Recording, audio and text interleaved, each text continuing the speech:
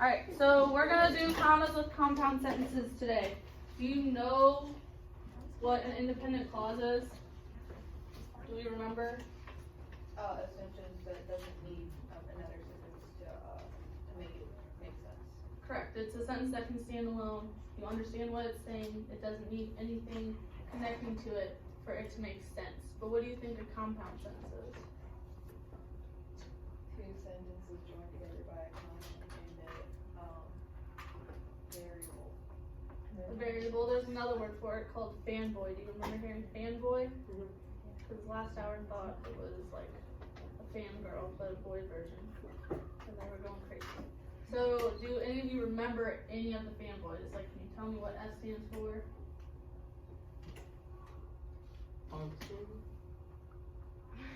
No? Four. That's right. So, Huh? when you use a comma before, you always use the comma before the word for, and, nor, but, or, yet, and so. We write So- this down. Yeah, write down the fanboys. Right here, for, Yes. and, nor, but, or, yet, and so. If you want to write it, you can write down fanboy going down in your notebook and then write the actual word next to it.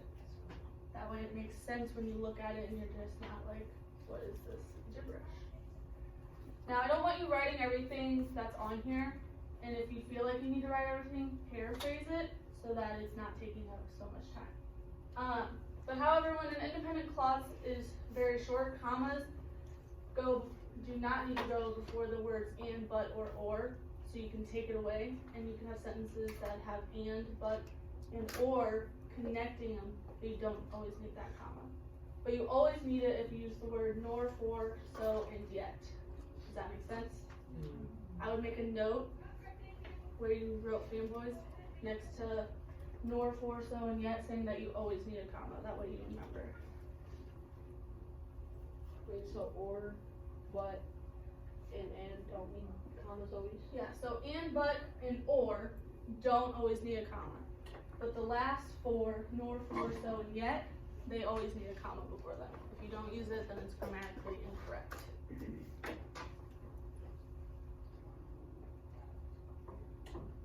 Are we ready to move on?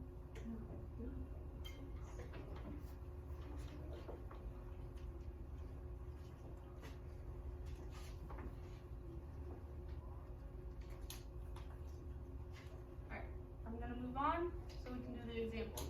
So the top examples are what we're going to go over together. The bottom examples are on your worksheet, and I want you to work with your table. If you don't have a lot of people in your table, feel more than welcome to move to another table. So the top examples. I wanted to go to a concert, comma, but my mom wouldn't let me go. So that's an example where you do need a comma before the word but. Mary laughed and Hal giggled. Now, since those sentences are super short, you don't need that comma in there. He did not come to the party, comma, nor did he answer my call. Again, nor you always have to use a comma. So for your examples, you have Hang Ling played the piano, comma, blank, her friend Jeannie played the flute.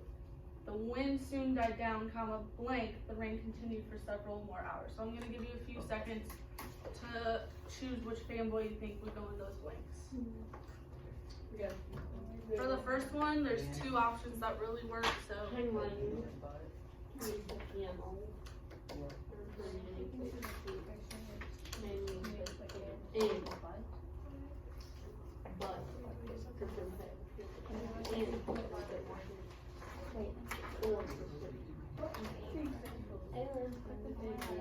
Alright, who can give me an example that would fit for the first one? Yes. And, what's another one that would fit for the first one? Someone already said and. but Raise your hand, my friend. Yes. but Yes. And or but works for that first sentence. Who can give me the one that works for the second sentence? Yes. But, yes.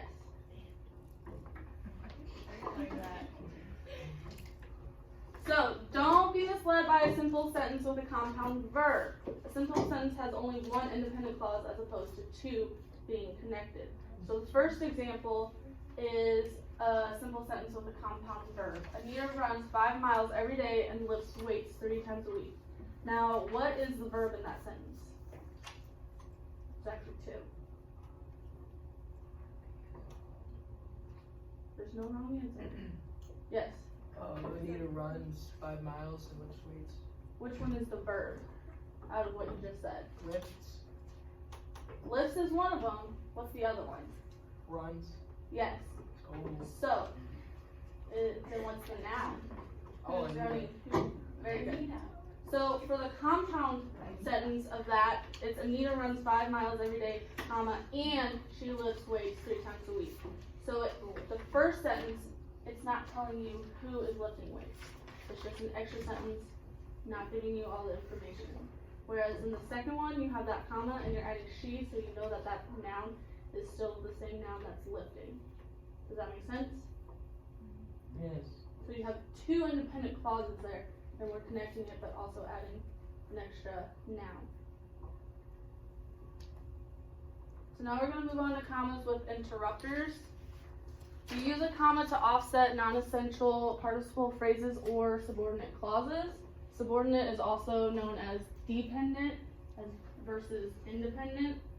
So a non-essential phrase or clause adds information that's not necessarily necessary to the sentence or to the paragraph that you're reading. So if you're reading a book and your sentences are just going on and on, that author could probably chop out some of that information that's not needed. So you can always take away the phrase without even changing the sentence's information. So a non-essential phrase, a rainbow, comma, shimmering in the sky, comma, suddenly appeared on the horizon. If you took out shimmering in the sky, that sentence would still make sense and still holds the same information. You're just taking out an extra detail that's not necessary. For non-essential clauses, Loretta, comma, who is captain of the soccer team, comma, is also president of the math club. Again, you don't necessarily need that extra information of her being captain of the soccer team, when really you're just wanting to get to the point of her being president of the math club. So with your table, I just want you to circle the phrase in the first example I gave you, and circle the clause in the second example, and then I will ask you what you circled.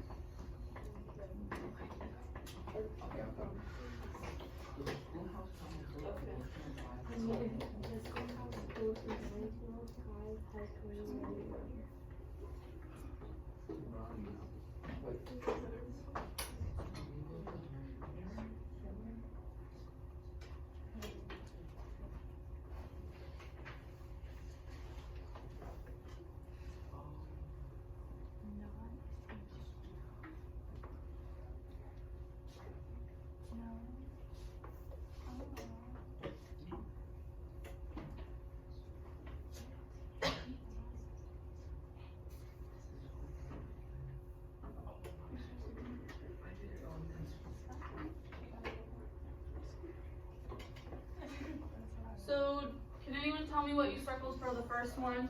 The schoolhouse, comma, built in 1905, comma, had only 1 room? Yes. Built in 1905. Correct. If you were to take that out, the sentence still holds together and still gives you that information that you want. Do we really want to know when it's built? No, we're talking about it having only 1 room. Who can tell me what you circled in the second sentence?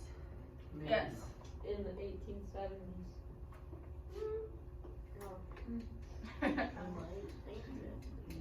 Who wants to try again?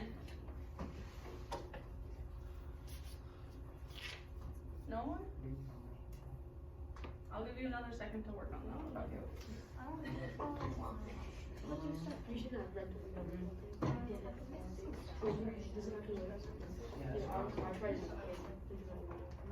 How do they not do that?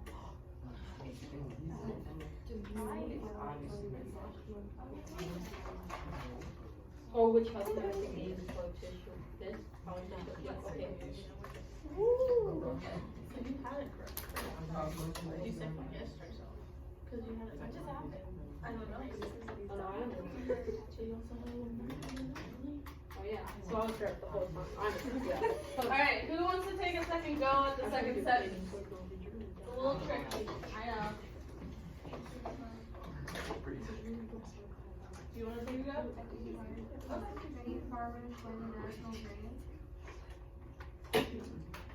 Alright, so I'm going to help you out on this one. it would be which helped them to gain political and economic strength. Oh, my goodness. I know, this one's kind of tricky. It tricked me up too when I was looking at it. So, if you took that away, this still holds as a independent sentence that can be by itself. So, in the 1870s, many farmers joined the National Guard.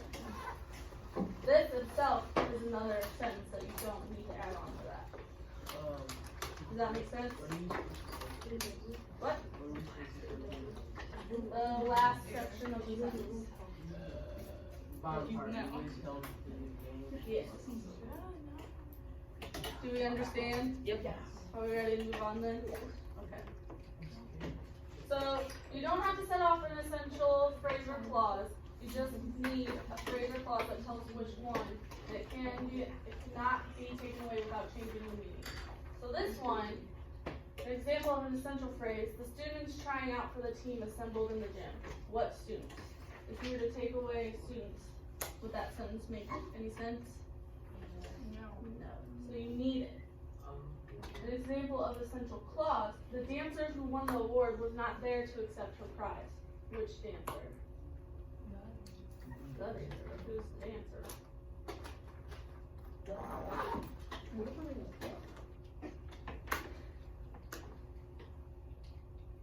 So we're going to do other uses of the commas now. So they can be used to set off a positive or a positive phrase that is non-essential.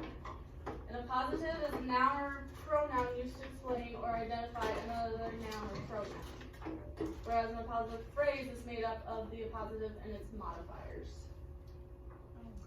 And we're about to look at some examples. I'll give you a second to write this down.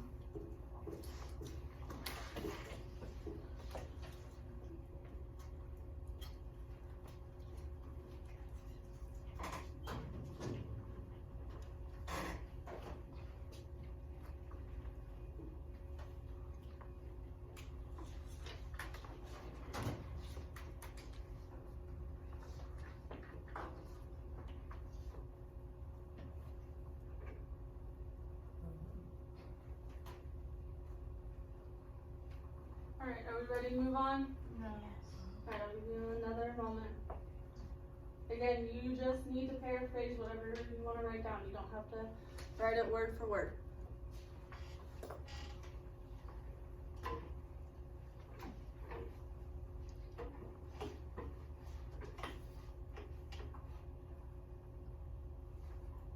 Alright, I can always go back for you guys, but we're gonna move on. So an example, Ansel Adams, comma, one of America's most famous nature photographers, comma, was an active conservativist. I can't say words today. That's how it's gonna go. That dress is mom's favorite color, comma, emerald green. So for your examples, I want you to work with your table, and I just want you to put commas around what you think needs the comma. So does your science teacher, Mr. G, live in your building? That author, Victoria Aveyard, is mom's favorite writer. So you're just putting commas where you think is needed.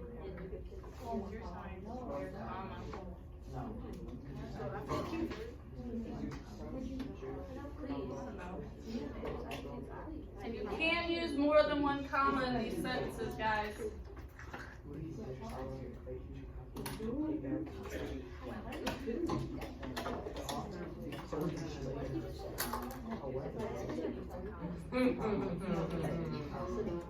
Or is it that author?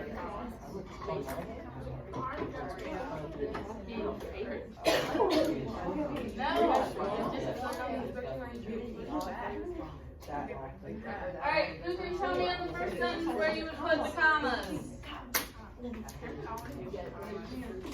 Yes. Yes, one of them goes after Mr. G, but where does the other one go? Before. So it would go, does your science teacher, comma, Mr. G, comma, live in your building? Who can tell me about the second one? Yes. That author, comma, and then Victoria Aveyard, comma, is mom's favorite writer. Correct. So with these ones, you need one, but for these two, you need 2 commas to separate who you're actually talking about, okay? Do we understand? Okay. So, do not set off in a positive that tells which one about the word it identifies. Such an or positive is essential to the meaning of the sentence. Leonardo da Vinci's painting, the Mona Lisa, hangs in the French Museum, the Louvre. So, if you were to take out Mona Lisa and the museum it's in, would you understand what we're talking about? No. So you want to make sure you're not taking out things that are essential to the understanding of what you're trying to say. So, use commas to set off words used in direct address. Direct address is when you are calling someone out. So if I say, hey you, do you know who I'm talking to? No. But if I say, hey Tyler, then you know who I'm talking about, right? So your examples, Tyrone, comma, it's your turn to dry the dishes. Please, comma, Veronica, comma, will you help me practice my lines? So I only give you one example on this one, because I feel like it's not that complex. So with your table, work on that example. Where would you put the comma or commas? Who are you addressing in this sentence? Did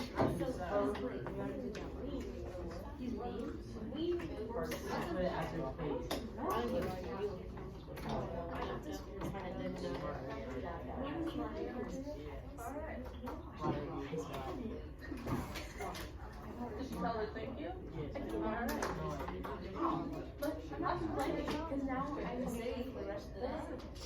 Alright, so who can tell me where you would put the comma?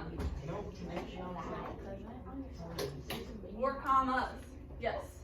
Oh, please place a comma, can you take out the Correct. But you also need a comma where else? Look at the second example. Yes. Before Clayton. So you need one before and after Clayton because that is who you are singling out. Are we ready to move on? Do we understand? Do we have any questions? Oh, ma'am.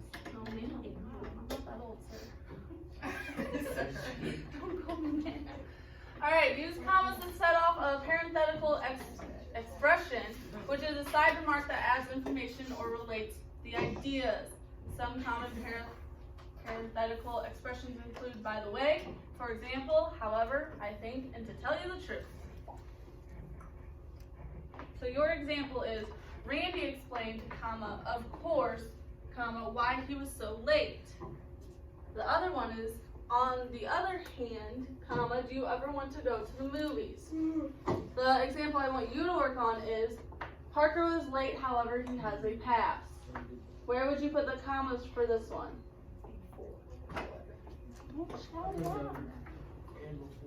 Oh, you're working on yours? Yeah, you're working on yours right now. Parker was late, however, comma